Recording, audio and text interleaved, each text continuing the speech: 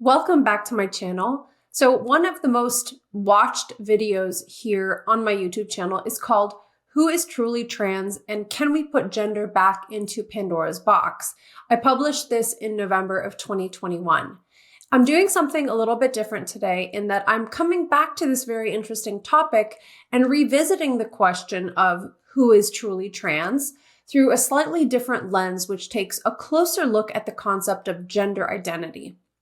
As I work as a therapist, talk to clients, consult with parents, and study the phenomenon of gender dysphoria in our culture today, I often find myself developing new ways to understand some aspect of this issue. And so today I'll be discussing this updated perspective with you. So today's video is not meant to negate or necessarily challenge anything that I said in 2021, but instead I want to add on to the discussion with some fresh ideas about gender identity and explore some of the frameworks people may use to define it.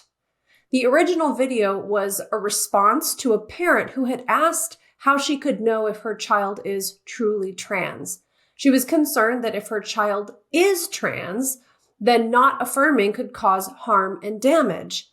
On the other hand, if her child is not trans, then actually affirming and supporting the transition could cause harm and damage. So I recommend watching that video first if you haven't seen it and then returning to this one. So originally, when I set off to address this conundrum in the other video, I began by looking at the definition of transgender.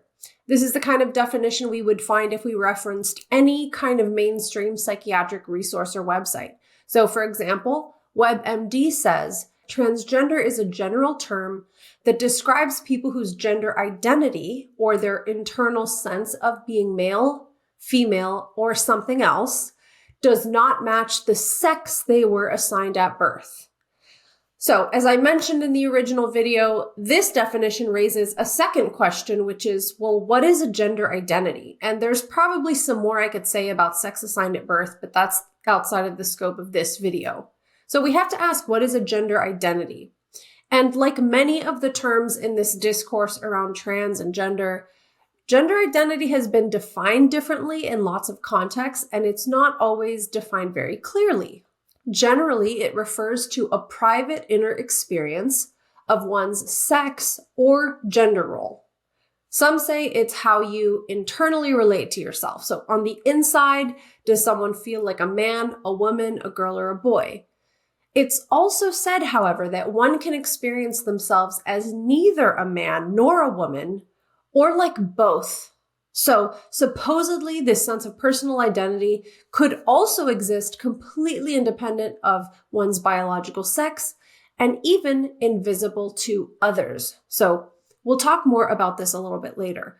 I guess that's the big picture concept. But there seem to be a few distinct and important ideas about the cause or conceptualization of why this supposed gender identity might even come to be. So let's break each of those down a little bit further and try to understand them. Here I'm going to be borrowing from Kathleen Stock's wonderful book, Material Girls, but I'll also be adding in some of my own ideas and interpretations too. So let's look at these frameworks. The first one we'll talk about is the gendered soul framework. This could mean that a gender identity is an inextricable, fundamental, and innate part of someone's being, like something unchangeable and just waiting to be discovered, excavated, and brought to life through action and self-expression. This framework might use sciencey or political sounding phrases such as a male brain in a female body, or that a trans child was just born this way. The second framework is the medical problem framework. This conceptualizes a mismatch between one's personal sense of identity and one's body, either as a psychiatric or medical issue. And diagnostic criteria and nomenclature have changed a lot and continue to change in the field of psychiatry and medicine. So at different periods of time, this has been labeled transsexualism, gender identity disorder, gender dysphoria, and gender incongruence. The resolution of this mismatch, then, is to modify either the mind or the body Now, currently, this is a very heated debate in medicine, especially as it pertains to children. The stakes are really high when the body is modified and brought in line with the identity using things like hormones, surgeries, and medical interventions. Up next is the queer conceptualization framework. Now, this framework is influenced by activists, theorists, and academics, and it has a completely different interpretation from the gendered soul or medical problem approaches. The queer conceptualization is actually all about throwing away old models, and it's inherently skeptical of creating any sort of new standards, restrictions, or procedures. It assumes a distrust for medical authorities and the broader society in general because they have been writing the rules, establishing the categories, and in the process, those categories have sometimes excluded people. Queer conceptualization subverts norms, inverts power structures, and blurs the boundaries between distinct categories. This is all about self-definition and fluidity. One needn't be masculine to identify as a male. And besides, who defines masculinity anyway? And who defines man? Now, it's worth noting that queer conceptualization, along with a more patient-centered and consumer-driven shift in medicine, has had a significant impact on the medical problem framework in recent years. Moving away from the doctor knows best with its psychological evaluations and strict criteria for accessing hormones and surgery, today's providers tend to take a very different approach. The field has been emphasizing greater bodily autonomy, placing the physician, therapist, surgeon, and endocrinologist in roles of collaborators and facilitators, while the patient is the one who determines what medical interventions and physical changes they want to align their identity and body. Meanwhile, there isn't any compelling objective data to support this kind of approach in terms of long-term functioning. But then again, a queer theorist might ask, who gets to define functioning? Now, the last framework we'll discuss, I think, makes room for some of the facts and ideas that seem incompatible with the first three conceptualizations, yet it's not commonly talked about in the gender debates. This is what I'm calling the cycle of identification. This views identity formation and development as a sort of reciprocal relationship between desire and action, inside and outside, and it's an evolving process rather than a fixed or static thing.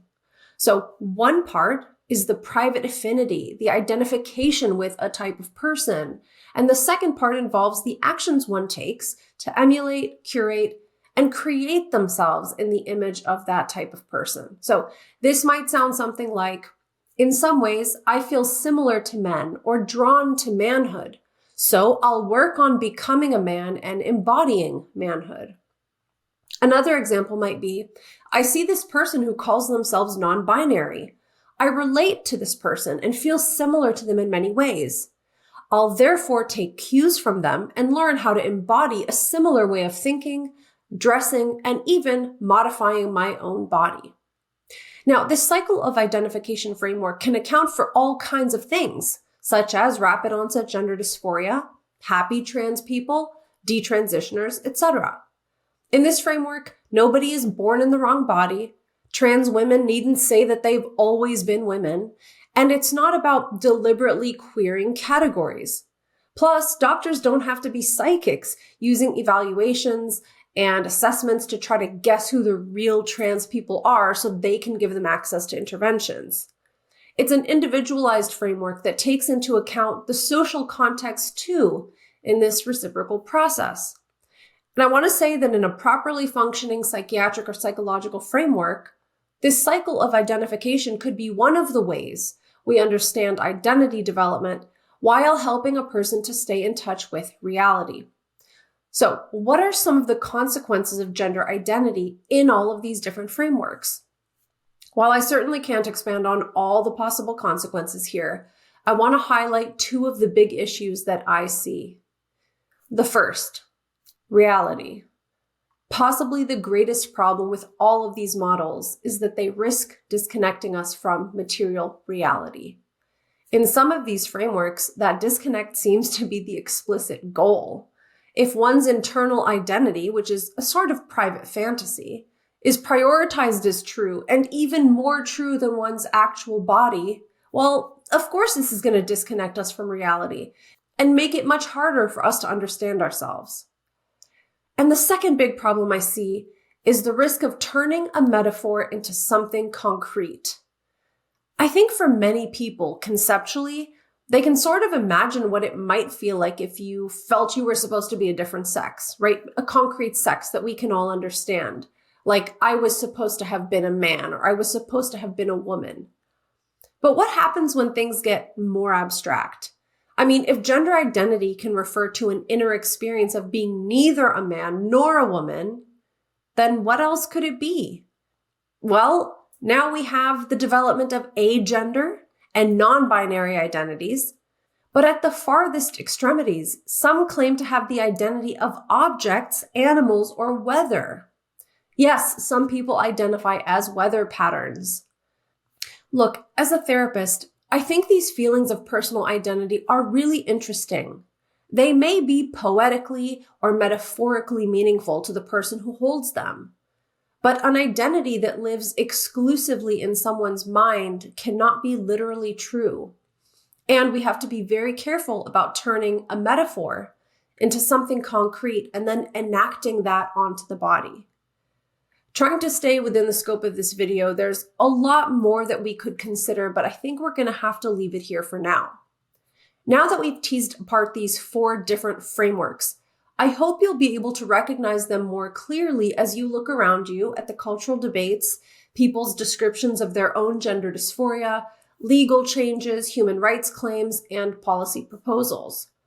Notice how these frameworks can serve different purposes and how they're used in various rhetorical strategies. And consider for yourself what you find either helpful or misleading about them. And circling back to our original question, how does an understanding of these frameworks help us respond to questions about who is truly trans? I hope you've enjoyed this video, and if you're here on YouTube, it really helps if you would like and subscribe, and share this video with someone that you think will find it useful and interesting. I'll see you next time.